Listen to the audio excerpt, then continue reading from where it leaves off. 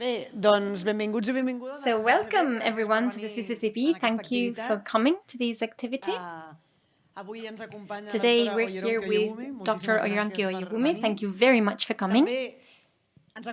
We're also here with several high schools. I'll say the names of the high schools so that we'll know who you are. Vila de Gràcia, Teresa Pàmies, Príncep de Viana, Nou Barris, Front Marítim, La Llotja and Montserrat high schools. You can give yourselves a round of applause. Yes, of course. Okay. I am Miquel. I will be guiding this conversation. I will tell you how it will work. And now to start, I will introduce our guest. And then we will both have a short conversation. I will ask her some questions and then we will open it up to the room, which is the coolest part of the session, because in the end, the nice thing is to see what all of this we're saying generates in you, what questions or thoughts. But before that, I will ask a couple of quick questions, hand-raised set of questions. I will ask a question, raise your hand if it's a yes, don't raise your hands, it is a no. And we'll get a snapshot of a few things that will be useful for the conversation first. Raise your hand if you're in this room and you have African roots. If you, your parents, your grandparents were born in the African continent, if that's your situation, please raise your hand. If you have any of this ascent, any of these members of your family who were born in the African continent, you can raise your hand high. Yes. Okay, thank you. And the second question is, could you raise your hand if it's ever happened to you that you go to a place, you meet some people, or you write something somewhere and you get the feeling that because of your name or surname, people don't take you seriously. If you were called a different name, maybe people would interpret you in a different manner, they would take you more seriously. Has this ever happened to you? Raise your hand if this has ever happened to you. Okay, perfect. So then we will start the conversation. I will now introduce our guest, Dr. Oyèrónké Oyewùmí, who is a sociologist.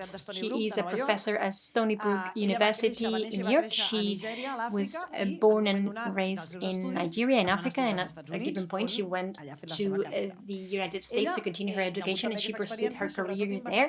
And due to this experience, she also investigates what is our gaze from the Western world to the African continent, what things sometimes we do not understand correctly, we do not interpret well, and she specializes in researching these relationships that are related to colonization, and this is part of our conversation today. She published several books, one of them translated into Spanish, The Invention of Women, and she is a very well-known thinker on these topics. So to start the conversation, we will start maybe with a more personal question, and then we will move forward. Could you tell us briefly about what sociology is, or what do sociologists study, and how did you come to this field of thought? Buenos dias, everyone. It's nice to see you. It's nice to be here. So now I am a sociologist. I am called a sociologist, but I didn't start out that way.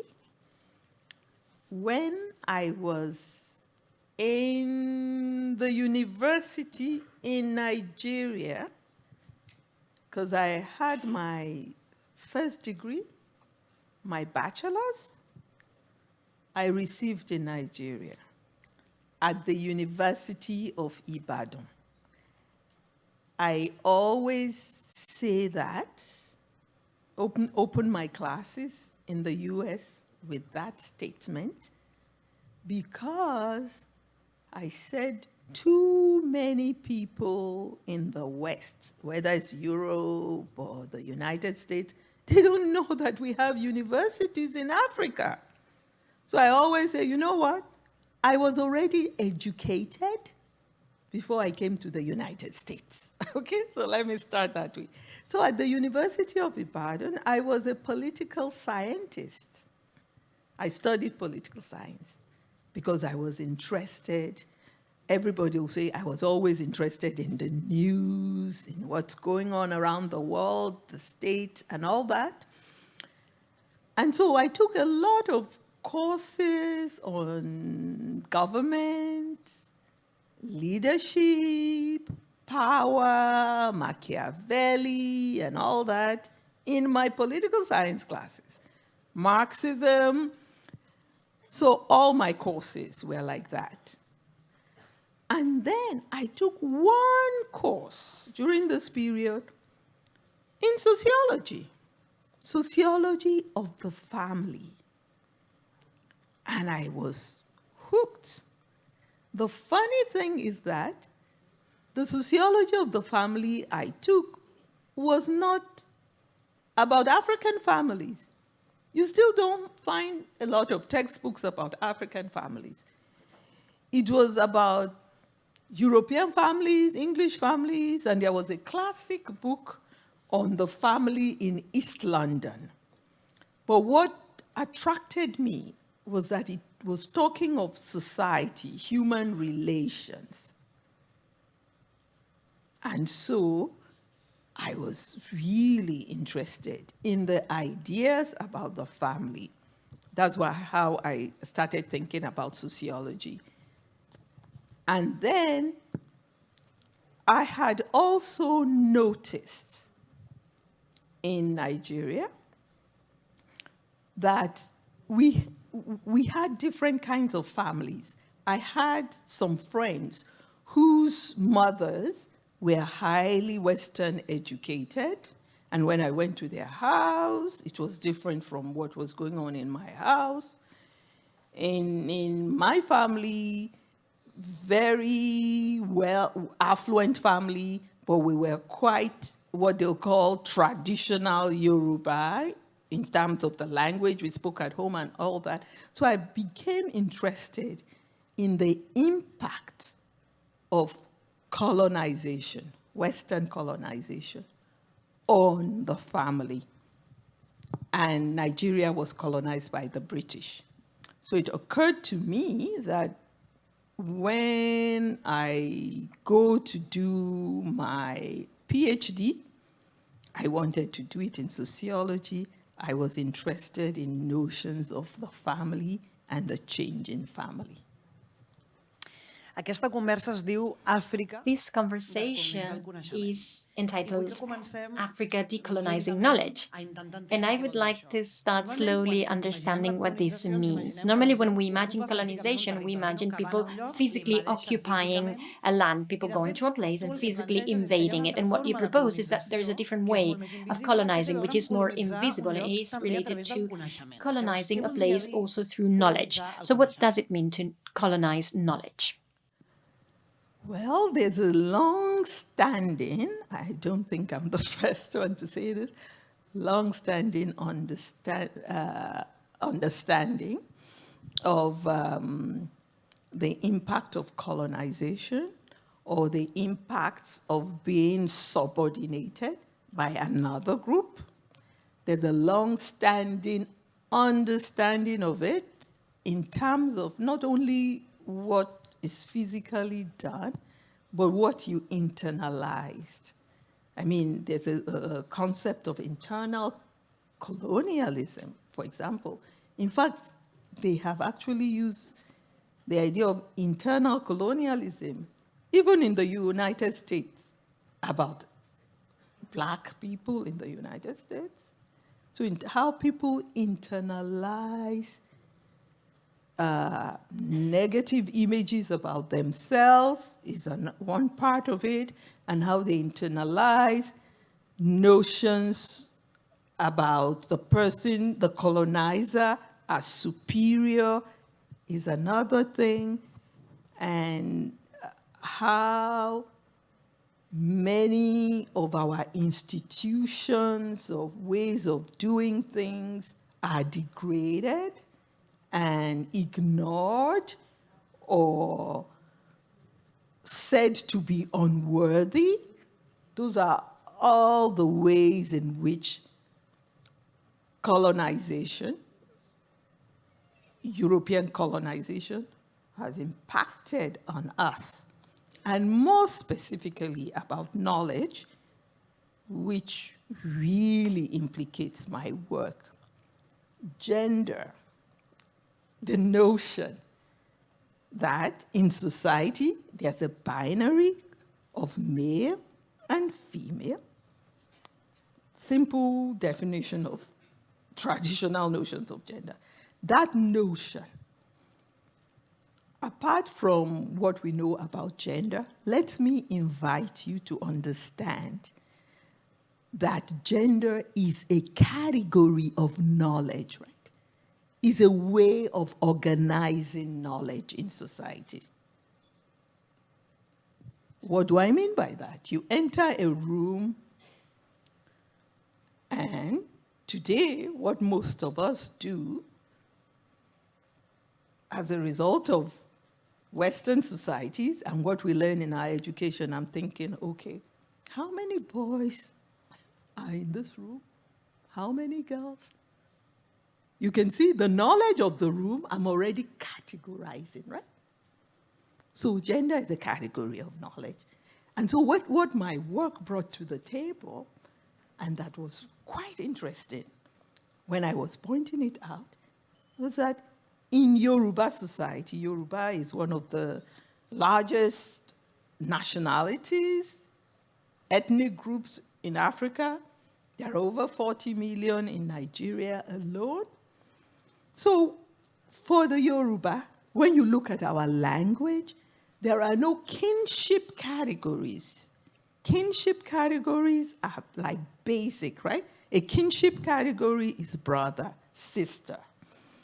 There's no word for brother in Yoruba, up till now. There's no word for sister. There's no word for son. There's no word for daughter. All this to say, in Yoruba society, you didn't enter a room and start saying, how many boys, how many girls?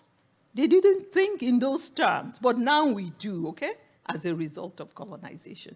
So I came to the conclusion that Yoruba did not organize knowledge on the basis of that binary male-female. There was no binary male-female until European colonization, and we started looking at ourselves in that way. Within our families, you know, families like to organize male and female. You girls go to the kitchen, go fetch the food. Even my family, which was a family that came out during the colonial period, we still didn't organize in that way. When we're all sitting there, you go get the food because you're younger than I am. Age, not gender, was very critical to the way in which Yorubas had organized their knowledge. And then colonization came in. And then we started organizing ourselves around notions of gender. And then, of course, notions of gender are not neutral. They are about power. One is up if one is male, and one is down. And the rest is history. En aquest treball que has estat fent... In this work that you've been carrying out, where you started studying how the Western world had described the Yoruba culture, your culture, at some point you realized that the way of interpreting this culture did not fit with reality. So I wanted to ask you, you told us about a few elements now, but I wanted to ask you, at what point did you start realizing that the gaze upon your culture of origin did not fit with your experience? With what specific things you realized, you said, but how are they interpreting this that is completely unrelated to how we really experience it?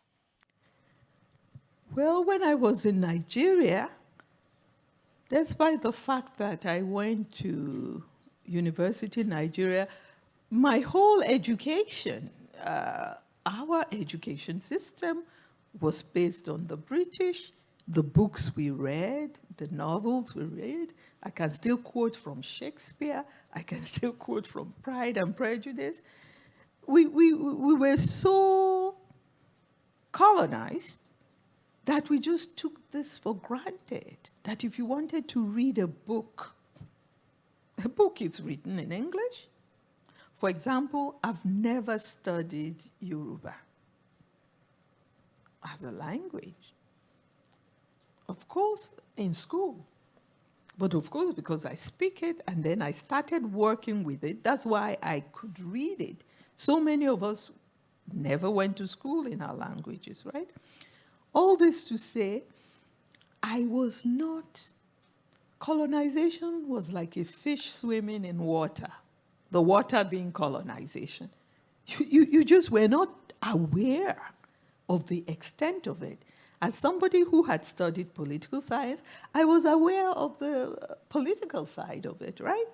I was aware of the governmental system, whether it was democracy. In Nigeria, we used to have a parliamentary system just like Britain. Then subsequently, we changed to the American system of governance. So I was aware of some of the inheritance from colonization. I was aware of that around institutions of governance, but I wasn't aware of the deeper way in which we had internalized it until I got to the US and started studying and seeing how people are looking at me and how people are looking at Africa. That was when it really got to me. And for example, yesterday somebody was asking me, if you were to talk to your younger self about now the things you didn't know, what you know now and all that. And I said, what younger self? And the person said, well, your 23-year-old self. And I said, what I didn't know then. When I left Nigeria, already educated with my bachelor's, and I went to study in the US, I didn't know I was Black. And when you say that, people are shocked because I'm as Black as they come, right? I didn't know I was Black. And in the US, I learned that I was Black. In terms of, I learned about race. In Nigeria, I wasn't racialized. I didn't feel racialized. I learned about race. I learned about racism. And it also showed up even in the way in which I was received on campus. I'm not saying that people necessarily were blatantly racist, but some of it was so ingrained. For example, I went into a department of sociology, right? Because now I was going to study sociology, not political science. So whenever I introduced myself, people were curious about me because there were very few Black people, not to talk about Africans on campus, because I went to University of California, Berkeley, which is one of the top schools. And so people would ask me, okay, so what are you doing here? What are you going to study? What will your thesis be about? And I would say that I'm in sociology, and so on. And quite a number of times, people would say things like, sociology? Why are you in sociology? I'll say, why not? They say, you ought to be in anthropology. I said, anthropology? What? Why? And they'll say things like, sociologists study their own society, and anthropologists study other societies.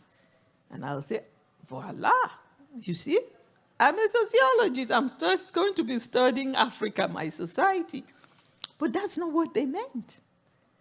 It was only subsequently, after I'd been in the United States for some time, that I started to understand that what I was being told was that anthropologists study primitive societies.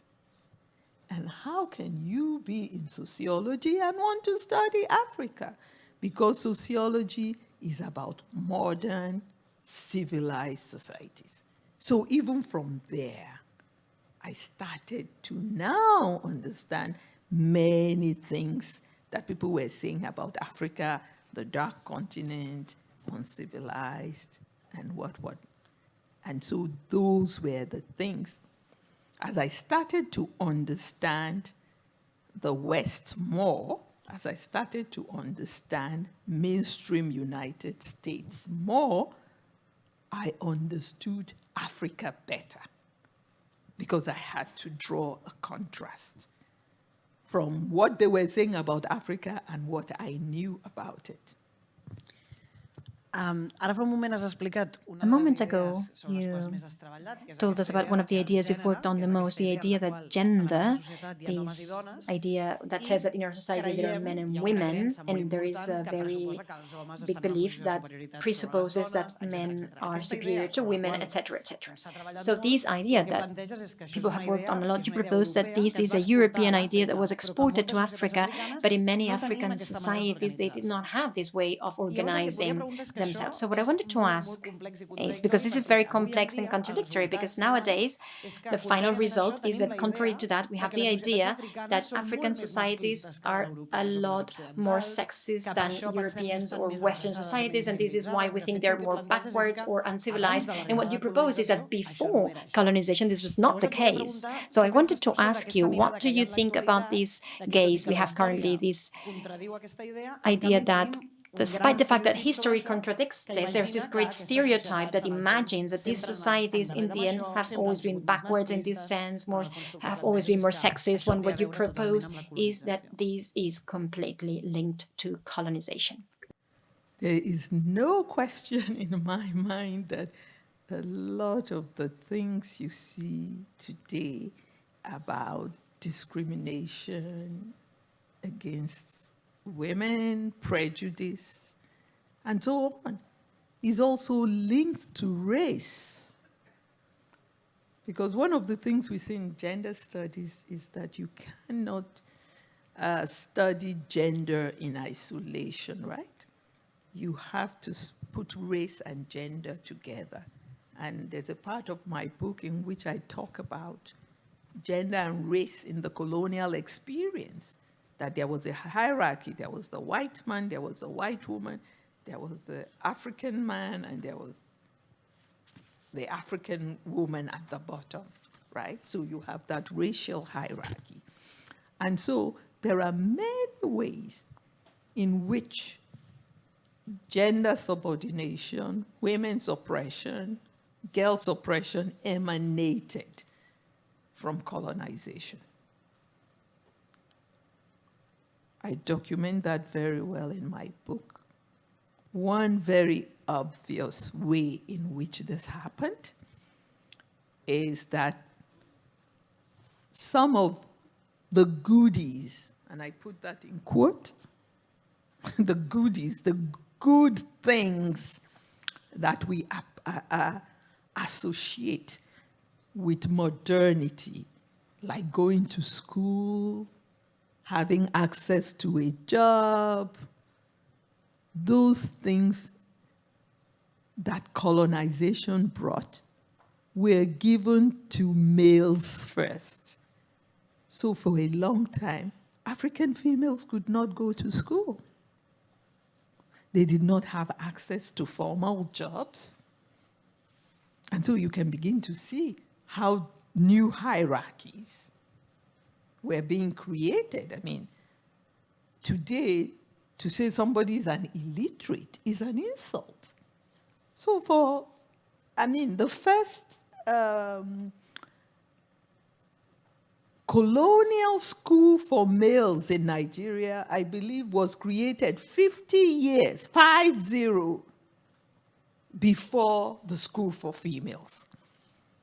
And then you know the implications of when you go to school, you can think better, you can think in this way, and certain things became associated with females.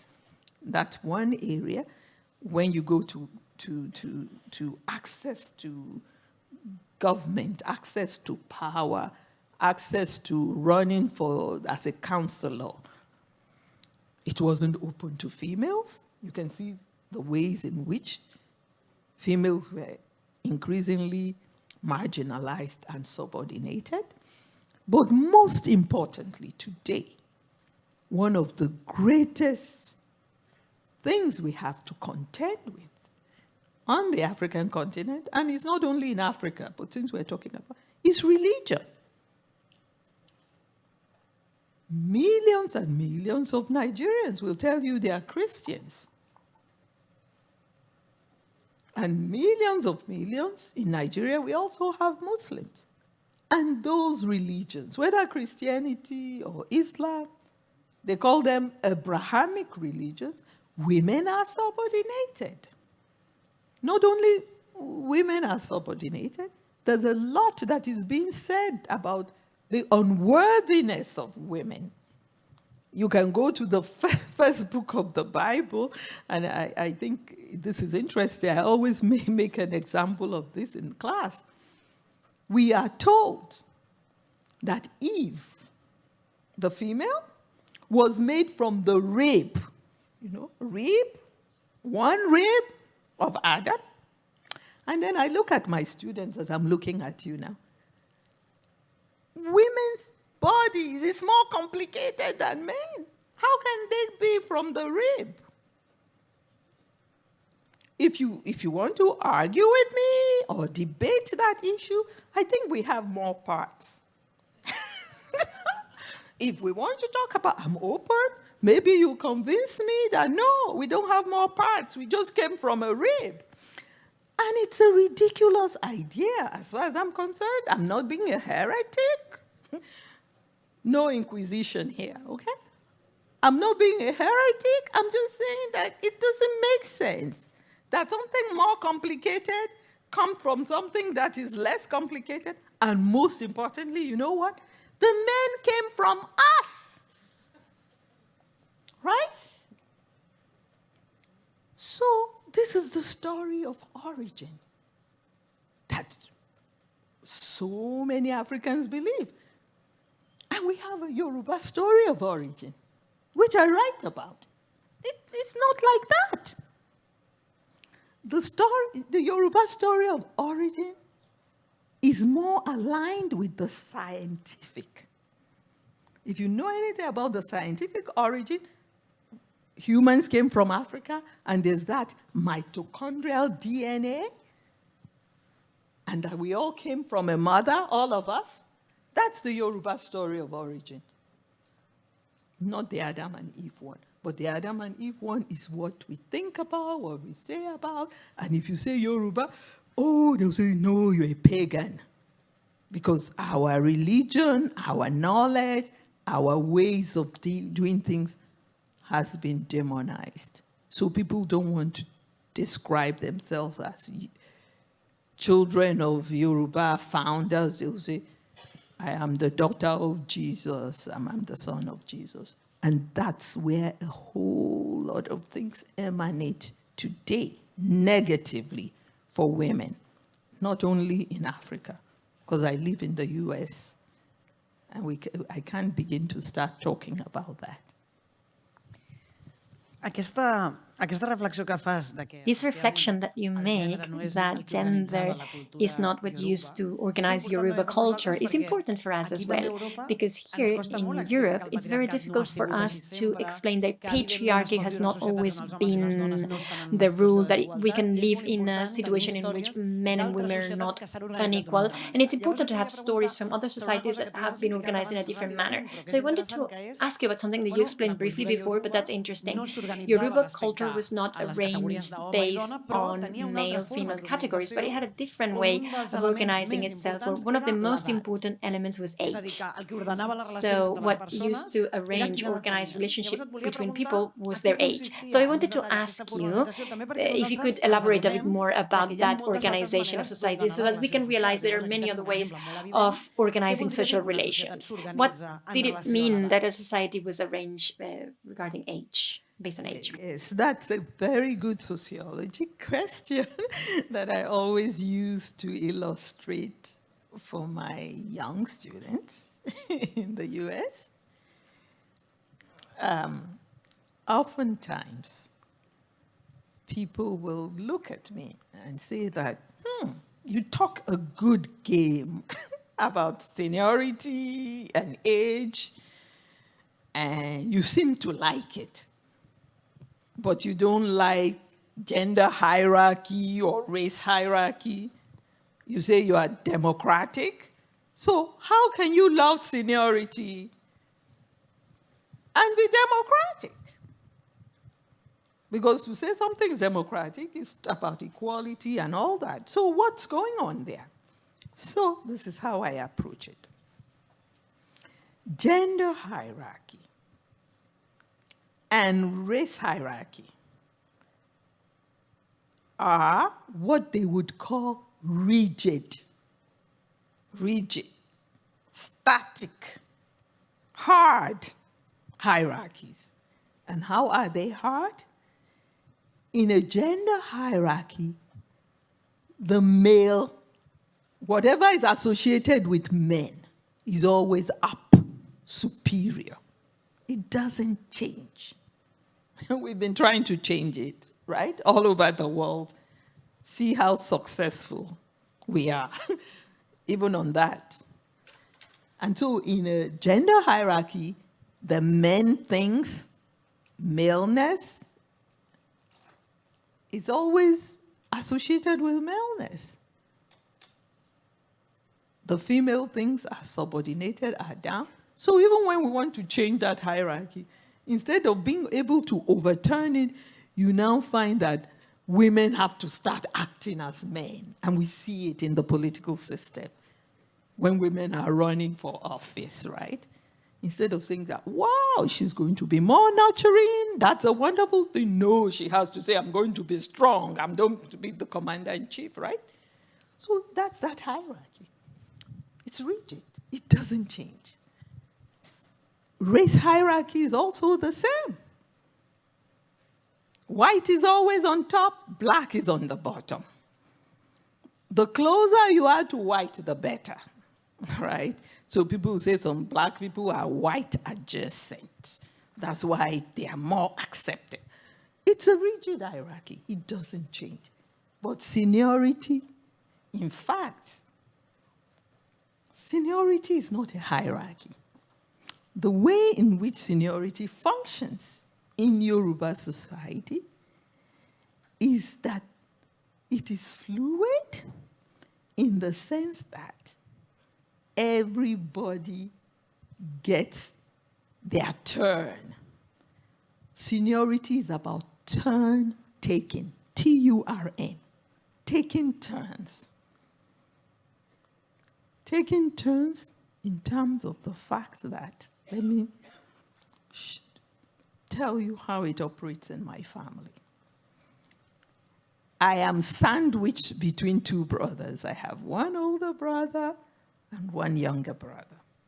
So when I'm dealing with my younger brother, I don't call him a brother. If he came in here, and he did come to my class in the US, and when I introduced him, I said, that's my younger sibling. That's what we'll say in Yoruba. So when I'm dealing with my younger sibling, I say, hey, go get me my shoes. Get me a cup of water, because he's younger. But when I'm dealing with my older one, even if we're all standing in the same room, I might say, oh, brother, my older sibling, what can I get you? So from one moment to the other, I'm junior, I'm senior, and then that younger brother too has his moments of being senior. So it's not rigid, it's a flowing thing. And people have said, you know, maybe that's not a hierarchy, that's even more like a heterarchy, just a word like heterarchy. So everybody has access to being senior or to being junior. That's why I don't see seniority, using seniority as a hierarchy. It is not gerontocracy, because there's something called gerontocracy. When people hear about Africa, oh yes, gerontocracy, societies are ruled by old men. It's not about that. Et volia fer una última pregunta. I wanted to ask you one final question before we open it up to the room. And in this reflection that you were proposing, there is a central element, which is that, in a way, the Western world, when it colonized African societies, it erased many ways of thinking, many approaches that are very important and useful also to understand our current societies. So in this exercise of erasing other forms of knowledge, we have wiped out many ways of thinking that could be useful today to understand some of what happens to us. And one of the things I've heard you talk about in some interviews, and I think it's very interesting, is the relationship between what's individual and what's collective, as if the Western world is a place where the self, the individual, takes a lot of space, with eradicated societies where the collective was very important, and maybe now it would be very necessary to have references to think about the collective that we no longer have. So I wanted to ask you about these ideas that you think we've lost and that you think are important in order to understand our current societies. Well, I think the collective, the communal, the community is very important, because none of us can function as individuals, no matter how much we pretend. You know? Know how all those billionaires are always saying, I made my money and I can do this and that.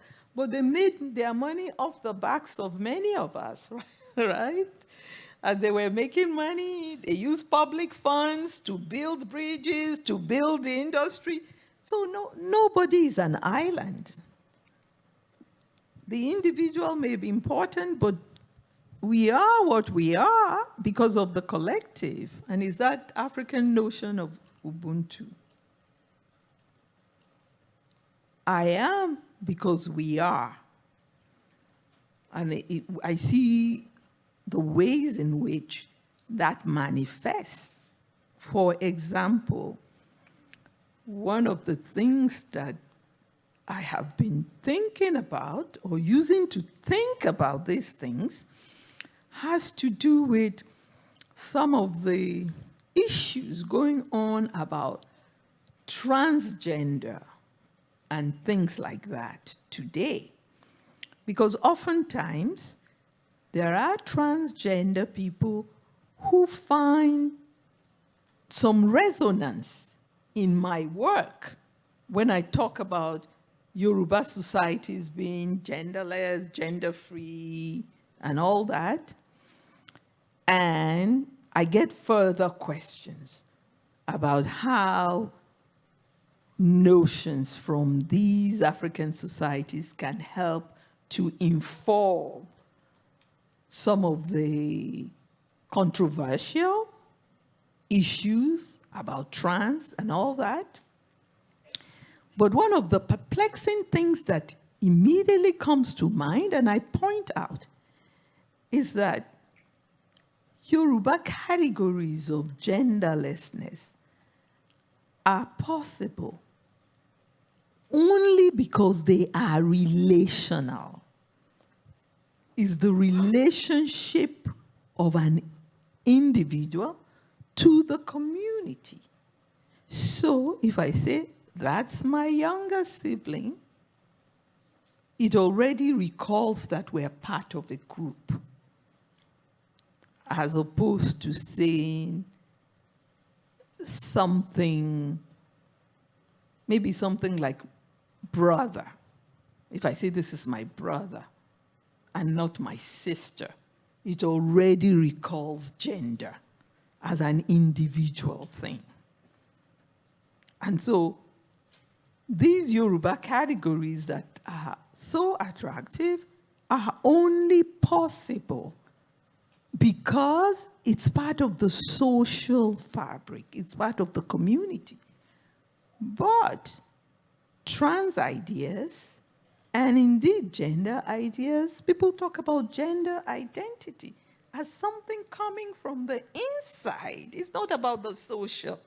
Coming from the inside of the person, so that if a person tells you, this is my gender identity, you cannot question it, right? Because it's their individual identity.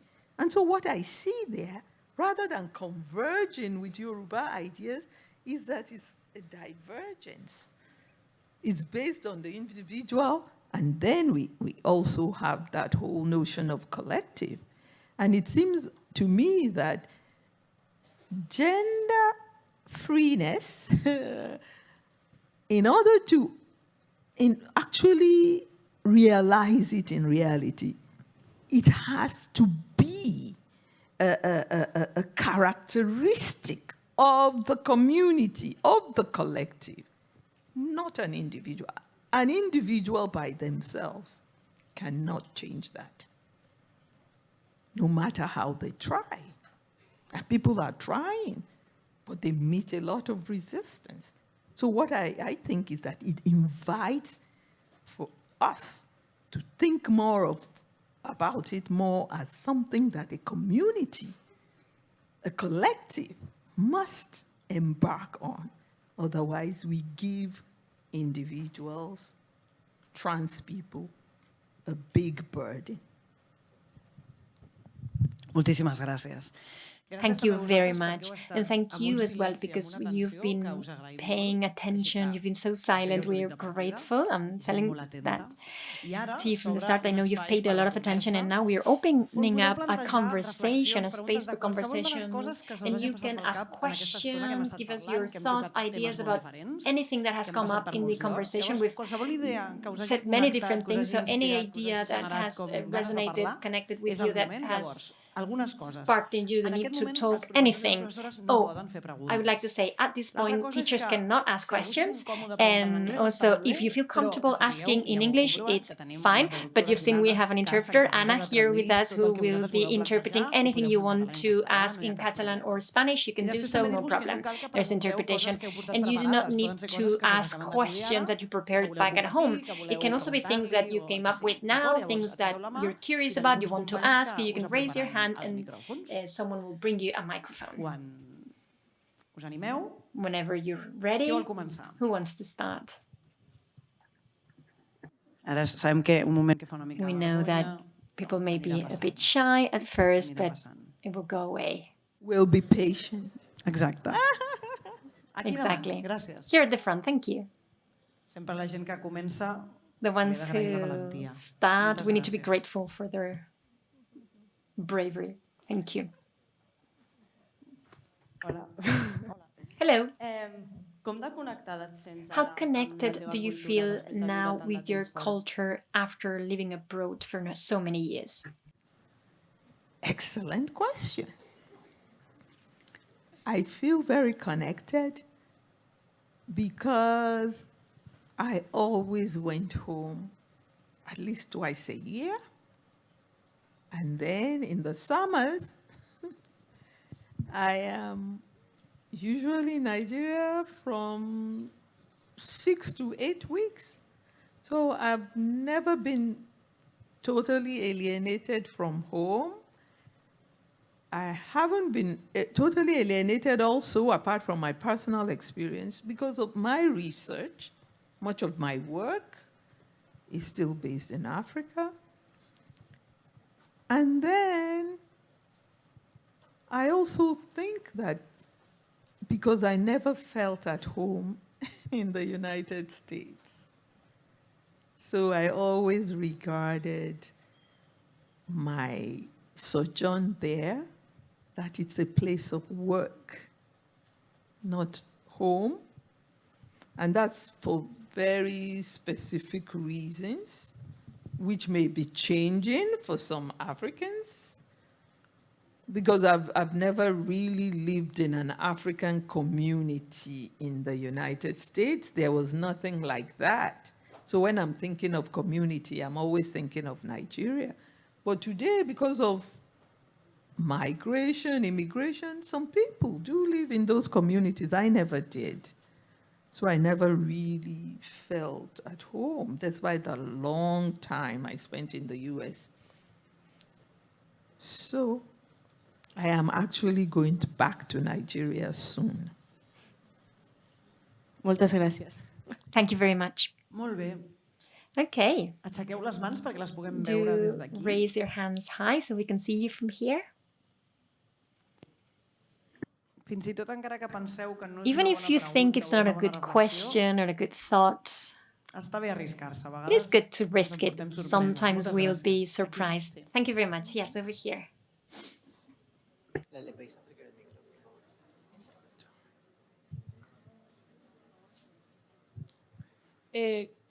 creus que Do you think that religion impacted you before Europeans came to Africa? Because as you said before, Islam and Christianity arrived with colonization, but also before that, it didn't only reach you with European communities. So do you think it had impacts before colonization? Are you asking, did it impact European communities? No. In Africa? In Africa. En África, en África, la religión, In Africa, cuando religion, llegó a África, when sí it habrá sido came to con la Africa, colonización europea was o it con with las European colonization? Did it invasiones come with European árabes y lo colonization or demás? with Arab Fueron lo invasions? primero en So aceptar was esta this the imagen era first que, thing that o sea, impacted, was religion the que lo first que thing había that hasta entonces impacted en estas this comunidades, como gender situation that you explained before that you had in your culture before? Was religion the first thing that impacted that? Well, religion and colonization sort of came hand in hand. In many places, missionaries came, but missionaries were able to be comfortable subsequently because the governments were taken over. But I'm glad you brought up that question because the impact of the missionaries is so huge. And in my book, for example, many have studied, we call the missionaries the handmaiden of colonization. You know that phrase, handmaiden, that they were very much there with the colonial governments. And interestingly enough, the first schools in Nigeria, for example, were missionary schools. So the role of the missionaries is very important. And if I was talking about some of these things in Nigeria today, many people don't want you to talk negatively about the missionaries, even if you talk negatively about the colonizers. That's another story. But this is a Nigerian story, right? Because colonization in Nigeria was not settler colonization. I hope you know that word, settler. The definition of colonization, the basic definition of colonization is that people come from one society as settlers in numbers and take over another society. That is the definition of colonization, and that is settler colonization. But in most of Africa, we didn't have settler colonization, meaning that the British did not come in huge numbers to settle in Nigeria. And as I like to tell my students is this, I say, you know, there are no white Nigerians. And it's not as if we're eating them. They never came, not in that way in much of West Africa. However, we have settler colonization in a number of African countries. And there's one that I'm sure you all know about, South Africa, Kenya, Zimbabwe, meaning you have white Kenyans, white South Africans, because thousands and thousands came to settle. And in settler colonies, whether in the Americas, when the Spanish conquistadors went there, or when the British went to these African societies, settlers came. And what the settler immediately does is to take over the land. And it causes a lot of conflict. So settlers become another big factor in how we talk about colonization. but we didn't have settlers in Nigeria. Molt bones preguntes. Molt bones preguntes. Mira, Very, very good question. Over there and then over here. endavant. Go ahead. Why did you decide to study in America instead of a European country, for example?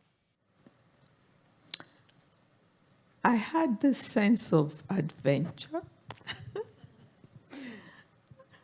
I think I thought I was Columbus or something,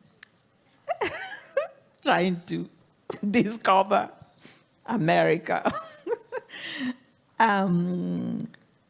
I was already used to Britain. I think I first went to England, to give you to betray my age, in 1977. I went on summer vacation. And so I used to go on summer vacation. So I knew, and I remember saying the first time I was in London, it was like, it was too familiar. I didn't find it exciting. It was too familiar because I was the colonial subject. I knew too much. London Bridge is falling down, falling down. I knew all that. And okay, that's London Bridge. Oh, Big Ben. It was as if I already knew all these things. And so I had a sense of adventure. I had older siblings who were already going to school in England. And so I wanted to go to America. That was the big deal. And that's my story. Aquí hi havia algunes mans aixecades. There were some hands raised over here and at the back as well. Thank you very much. Yes, at the back as well. And here. Comencem allà? Sí, yes, we'll start over there and then here. Do you really believe that we can decolonize knowledge in Africa?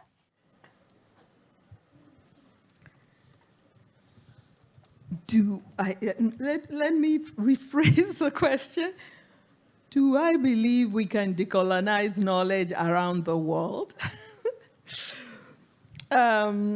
Because when we talk about the colonization of knowledge, I think when we talk about colonization of knowledge, the first thing that comes to mind is erasure. That things have been erased, right? But it was not only about erasure. It was also about theft. And we know the most obvious theft is the looting of our artifacts, but they also looted our ideas. So whatever we consider knowledge today, our experiences are imprinted on it. The question is how. So, yes, people talk about decolonize this thing and decolonize that, but lately I have been very worried. Kind of suspicious of the word decolonize. I think that when we talk about decolonize, it is more useful to be specific about what it is we're decolonizing and what is our goal in decolonizing. Because if we overuse decolonization, it's as if those of us that are not from Europe or America, we are not living. Everything we do is about colonization. Not necessarily. And so, decolonizing knowledge, put that way, seems to be so amorphous. Everything is decolonizing knowledge. For example, if I choose to practice Yoruba spirituality. I talk about Yoruba deities and all. Is that decolonizing religion? If I choose to go to church and I say, well, you know, this church, we need to use our languages in church and we need to change the hierarchies, is that decolonizing? I'm just giving those examples to complicate the ways in which we use decolonize. I'm not saying that it is not useful, but if it's overdone, it takes away all agency from the people who had been colonized. Aquí veo aixecat la mà. Aprofito per Someone dir had raised a hand there, and I'll take this opportunity to say that surprisingly, most people who participate are girls. If a boy wants to ask a question, that will be very nice too. You will be welcome. Perfecte. Perfect. Endavant. How do you think rotating hierarchies like seniority ones could help reduce inequality? You guys ask wonderful questions, all of you. When I start talking about seniority, and it's immediately associated with Yoruba, with Africa, I always say all societies practice some sort of seniority. I mean, take organs of government. Take the US Congress, right? Congressmen and women, I hope, senators have seniority. Because when you get into Congress, there are some committees, let's say the Committee on Foreign Policy, that are choice, special. And if you enter Congress today, you are not able to get on that committee until you've been there for a while. So seniority is a very useful way of organizing and also giving credit to experience and knowledge. So it's already in use in different areas, and I think, yes, it's very useful. It's about, if you come first to a place, you probably know the place more than somebody who comes 5 years later. And you know what? I actually like that. Because humans came from Africa. We are the first people. So we should go first, okay? Good. That's democratic. Aquí. Over here. Cuando te enteraste del When you racismo en Estados Unidos, found out about racism in the United States, how did you feel when you were aware of racism? And how did you tell your family about this? How did you explain it to them? Interesting. I don't know that I've ever explained racism to my family. What do I mean by that? Because, as I said, racism is like water to a fish. We're all fish, and racism is everywhere. Today, because of globalization, that experience that I had growing up in Nigeria and not thinking I was black, people cannot have that experience anymore. Wherever you are in the world today, you are aware of racialization from the media, especially television. Forget television, all those videos, TikTok, whatever. It's everywhere in the world. And how do you know about racism? What is the acceptable look? Who is beautiful? How should you do your hair? What should you wear? How should you talk? If you talk like that, no. You can't go to England and talk like that. You'll be regarded as primitive. People will change their name because they cannot pronounce my name. Racism is everywhere today. And the question is it deepening? But even as I say, racism is everywhere and genderism and sexism is everywhere, that is not the whole story, right? Because there's always resistance. People are resisting. You can see me from my name. I'm very proud of my name. And it's long. And I say, from whose perspective is it long? And I always say in the US, Latino people, Spanish people can pronounce my name. The first time they tried. Better than Anglos. Because Oyèrónké, you pronounce the whole syllable. The French won't do that. They'll leave out the E. You get what I'm saying? So there's resistance. There is resistance. And in the US, you see it, especially, I wrote a whole book on names. In the United States, when Jewish people first came to the US, many of them changed their names.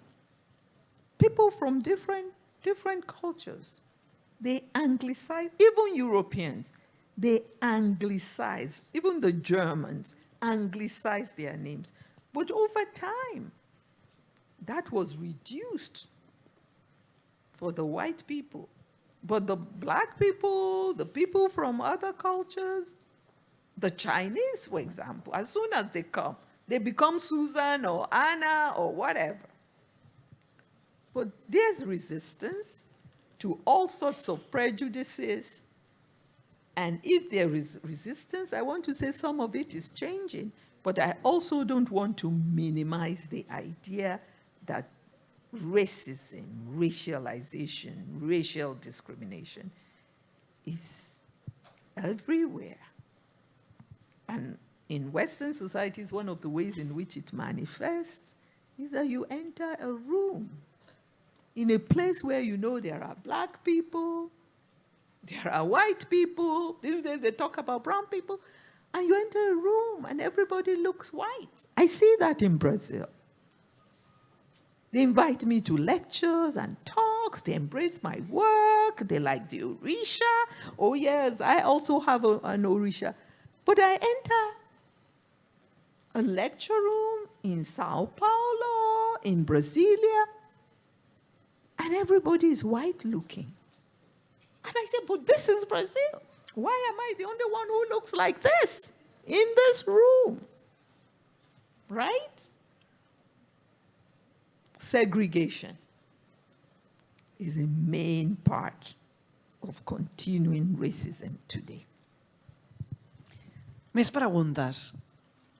Anirem allà. More Ens questions. tenim We'll go abandonats. there. Sí, sí. We have sort of abandoned Aquí, you over allà a la there. punta. And then there at the very end. I després anirem allà. Sí. Endavant.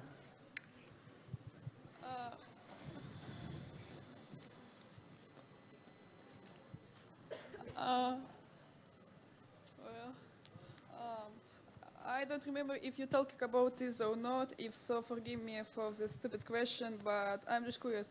What did you first think about the American mentality and their culture in general as soon as you moved to America and began to live here? What did I think of it? Is that the question? Yeah. What did I think of America? No, their mentality, because as you for the other country, we thought the mentality, it just me interesting. Forgive for a stupid question.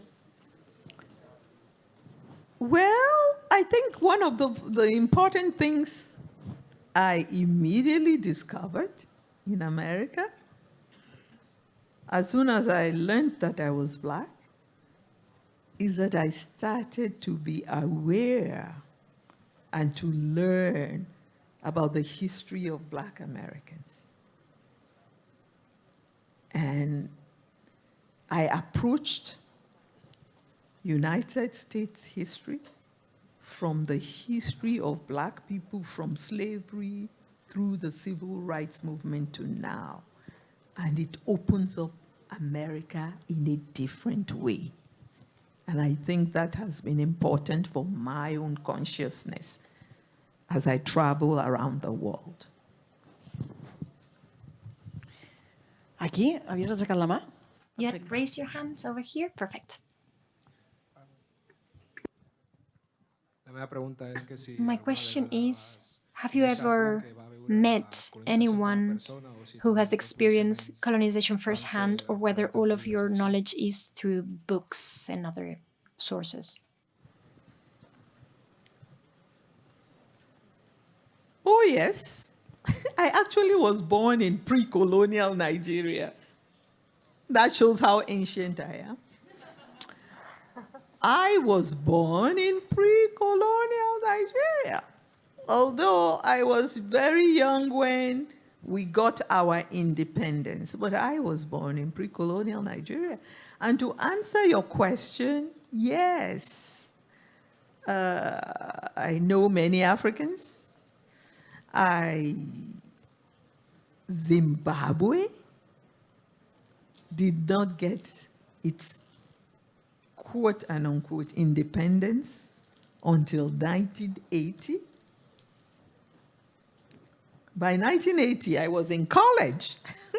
So I spent a year in Zimbabwe. South Africans never got their independence until 1994. My last child was born in 1994. I spent a year in South Africa. So yes, I know many Africans who grew up under colonization. They're still very much. Colonization is not something that is far in our history. I was born under it. And as you can see, I'm still very much alive.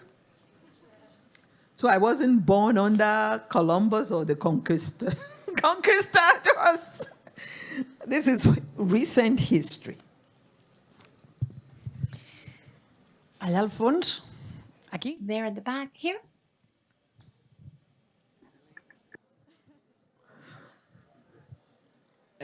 Hola, bon dia.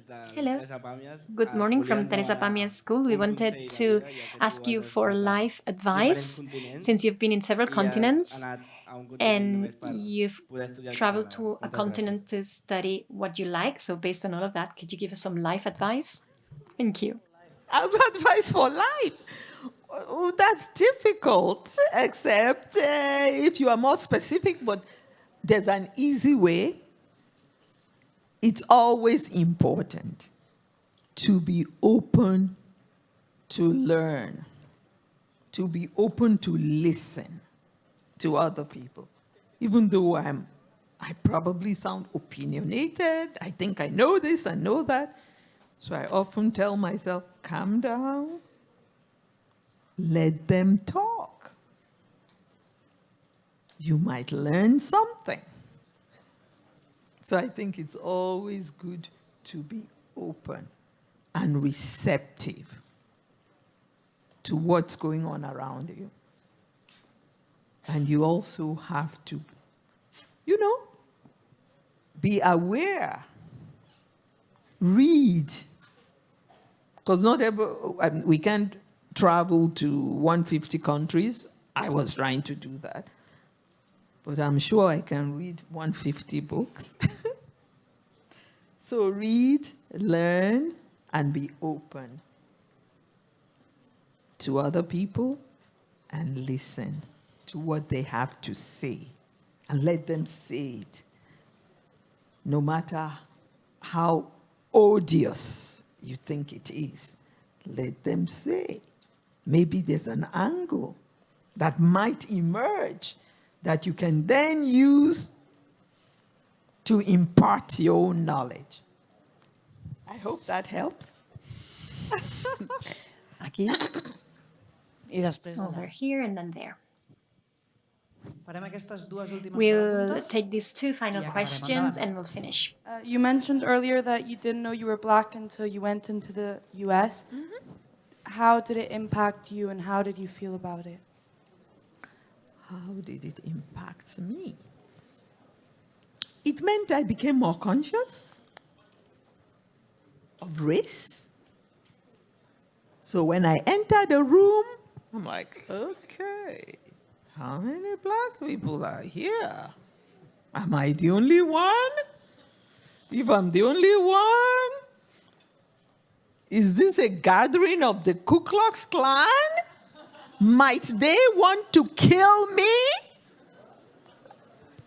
Right? So you are wanting people not to always be thinking about race. You want to advise them.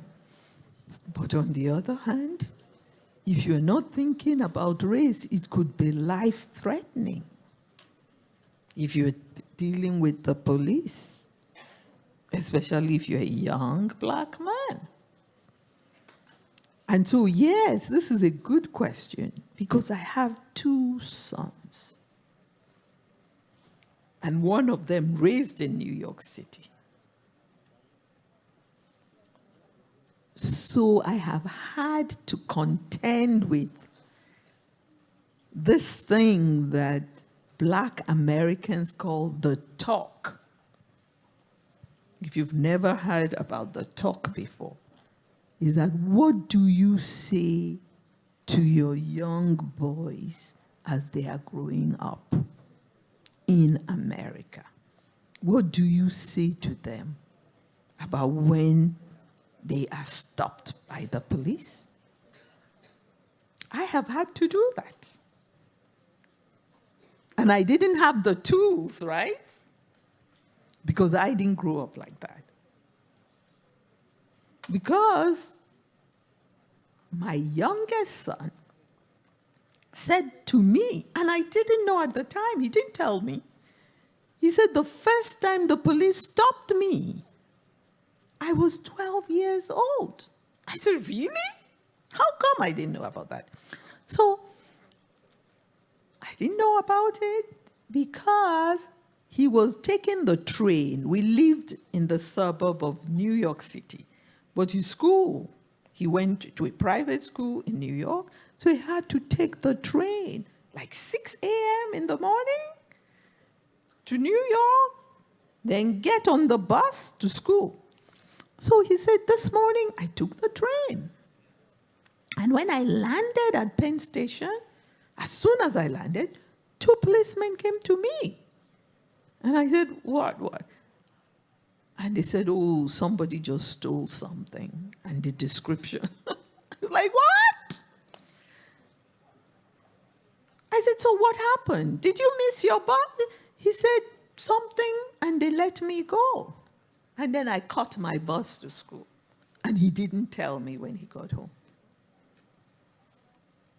So it's those kinds of things that made me become anxious and more racially conscious. And so even though you want to say people shouldn't be talking about race, but societies, there's structural racism. Racism in the structures of the police force, in the school system. I had to go and fight at school because my daughter wanted to choose courses, and she wanted to do a course in literature, courses that you have to do in order to go to college. And she said, the teacher said, no. You should do the Bible as literature rather than the Shakespeare. So I went to school. I said, so they said, well, Shakespeare is difficult. I said, do you? But you cannot get into college with Bible as literature. So it's those kinds of experiences. So I would go to school and say, no, this and that. You had to fight for those things. And I don't know that it has changed. Aquí hi havia una última pregunta. There was one final question over here. És de vida o mort? Is it life or death? També aquesta. Okay, then yours as well. Home, si és de vida o mort, clar. If it's life or death, Fem aquestes we dues. have to. These Si les two, voleu fer seguides, We will take the two of them in a row, I així la Oyèrónké one contesta tot. and the other, and then Oyèrónké can give us Endavant. the answer to both at the same time. Habías mencionado Earlier algo you sobre mentioned que hay something gente negra about que tiene there la being necesidad de actuar black como una people persona with the blanca para need ser to aceptada. act as Tú white como to be mujer accepted. negra, ¿te As has a black encontrado woman, necesidad have you de actuar ever como una felt the persona need to blanca act as a white para obtener person más aceptación, to no sentir que la gain gente more piensa acceptance exactamente and igual? not feel that people are racist Ja towards you? fem aquesta també. Moltes And gràcies. the other question, thank you. I passeu el micròfon? Can you pass the microphone Buenas. to them? Hello. Si crees que la gente que Do you llega de believe África a that Estados people Unidos who le sigue go pasando from lo mismo que Africa te pasa a to ti? the United States still to this day have the same experience that you did? Relaxing. Thank you. Well, by the time I went to the United States to study, I was already in my 20s, fully formed. And so I did not experience some of what my children who were born in the United States experienced. I was fully formed. I had my ideas. I liked wearing colorful clothes, okay, you know, these third world people. And I thought my clothes were usually the most colorful on campus, and I felt so beautiful wearing them. And then there's this category in the United States. People talk about women of color, right? And so I would make a joke when people say, gosh, your dress is so colorful, it's so beautiful. Sometimes to them, it's not a compliment, but me, I take it as a compliment if my dress is colorful. I say, yes, because I'm the woman of color on campus, so I have to bring color. So because I was fully formed, and when I came to the US, I was a graduate student at Berkeley, which was an elite college. So in certain ways, my position was also privileged, right? So I never felt, and I don't know what acting white would be in that situation, right? Because I knew that white people can't dance, they can't wear color. Okay, that's my prejudice. What's the other question?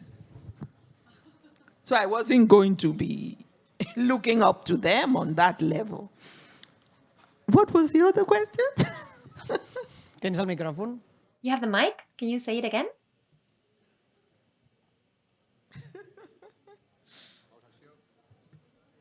Hola. Hello. Si crees que la gente que Do llega de you África a los believe that Estados Unidos people who le go sigue from pasando lo Africa mismo to que the te United pasa a ti? States have the same experience you had? No, and yes, depends on what part of Africa they are coming from, what age, and most importantly, one thing we haven't talked about, we've talked about gender, we've talked about race, we didn't talk about class. I was always class privileged, right? So when you come into a society in which, as I told you, when I was in Nigeria, I had gone to England on summer vacation a number of times. I had even visited New York once before I ever went to live there on vacation because I was class privileged. That's important. Because if you're a refugee, if you're running from war, if you're running from poverty, especially as Africa has become even more impoverished in many ways, those are some of the things you have to contend with. So, to your question, we have to think about several factors. We have to think about where you are coming from. We have to think about what is pushing you. And of course, we have to think about the society you are going to. European societies and the United States today have become even more hostile to immigrants. So we have to think about the societies you are entering. Complicated. Moltíssimes gràcies per aquesta... Thank you so very much for these wonderful questions, but mostly a big round of applause for Oyèrónké Oyewùmí. Thank you so very much. Thank you. You asked wonderful questions that have provoked me to thinking, and I thank you. Muchas gracias. Fins la propera. Adéu. See you next time. Bye-bye.